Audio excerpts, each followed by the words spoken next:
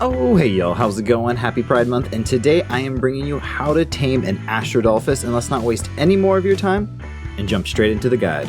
Now the space dolphin is one of the most straightforward tames. All you're going to need is a handful of element, your basic Gen 2 tech suit, and that's going to be pretty much it.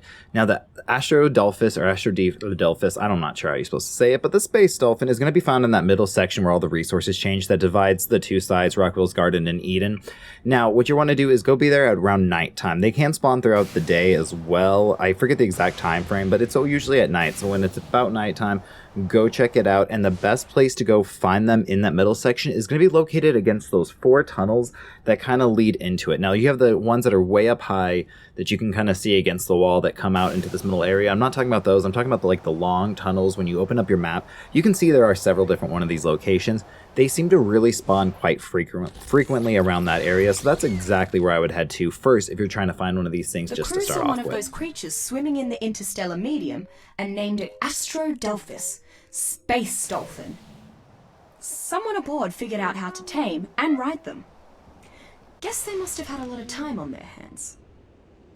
Now, I've seen a few different guides and different methods of taming it, and people always mention that you want to pet the one that you want first, and it will fly away, and then you want to neck on the rest.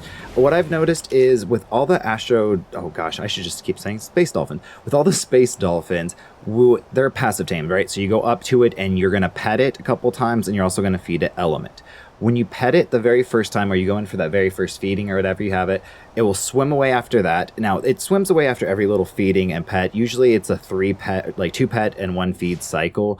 But with this very first one, it is only 1 pet and it will swim away. So if you get swarmed by them like you do the dolphins on the ocean, what you want to do is just pet all of them. Let them all swim away. You're not going to lose any of your element that you're going to put in the last feeding slot just to tame them up. But when you feed them, they're all going to kind of swim in different directions, and then that's when you're going to follow the one that you want. Now, they do little nips at you when you are trying to feed them. So if you just triple tap E until you start seeing them swim away, you'll be more than fine. I did that every time, and it never really hindered anything. Then when they swim away, you just want to stay really close to them. The best way you could do that is charge up a punch, and as soon as you charge a punch, you're going to press M, bring up your map, or whatever it is on Xbox as well, hold forward and shift, and you're just going to zoom. Your punch won't actually hit. It will just kind of switch to you with that momentum, and it is the easiest way to keep up with them. A couple times when I was doing this and I did like the shift control or like the super boost, you can't really change your angle, so if they start to swim up, you can't really go up as well or fly up, and it just makes it a little bit more difficult in my opinion. And there's always that chance that you hit it. When you do this way, even if you bump into it, you're not going to hurt it or anything, so it's just a little bit safer of a way. The other thing I found out is it goes through a cycle of eating 1 element on the first feed, 3 element on the second feed, and then so on and so forth, so it goes back. So if you really want to know how much element you're going to need to tame up, you're just going to have to kind of look online and see what it says like the feeding amounts are, or the feeding interval and the time, and see how many times it's going to eat, and then just know every 2 feedings are going to take 4 element, because it's that 1-3 cycle. So if it's going to be an instant tame server, you're going to get really lucky. You're only going to need 1 element for any of them.